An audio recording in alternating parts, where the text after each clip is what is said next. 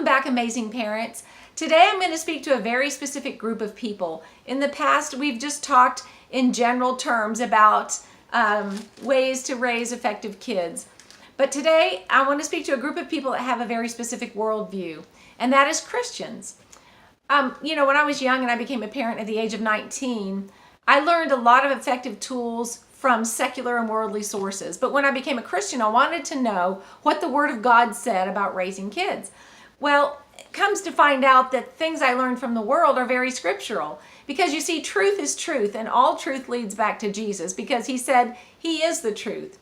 But if you want to understand any Christian concepts, you got to go all the way back to the beginning, to the Garden of Eden, to find the genesis of all things, or the beginning of all things. And so I'm titling this series this week, Tree of Life Parenting. Because you see, in the garden, in the center, there were two trees. The one that God warned them not to eat from, which was the tree of the knowledge of good and evil.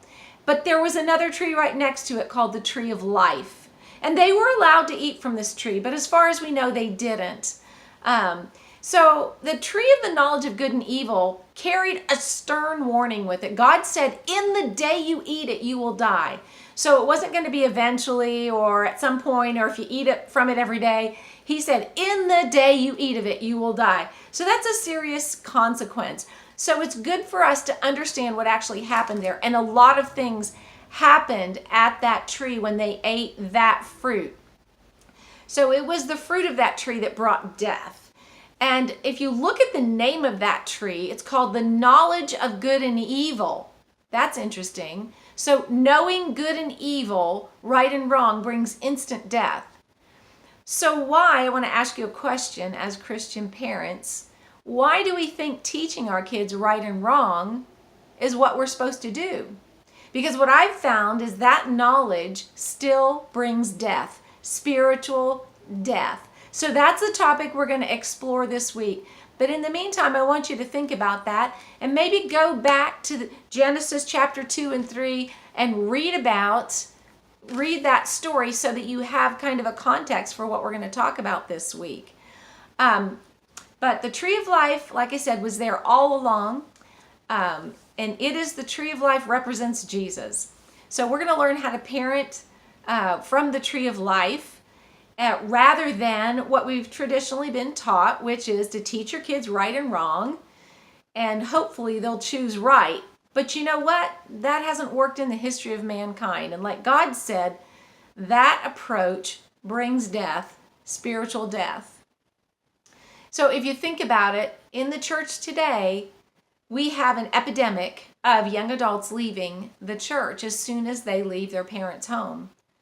And I believe that the cause of this goes back to the way we're parenting them and how we are training them up.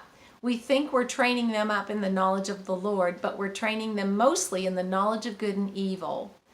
And this leads to a works-based mentality. So we'll get into all that this week. It also distorts the way our children, or shapes the way our children see God, the way we raise them.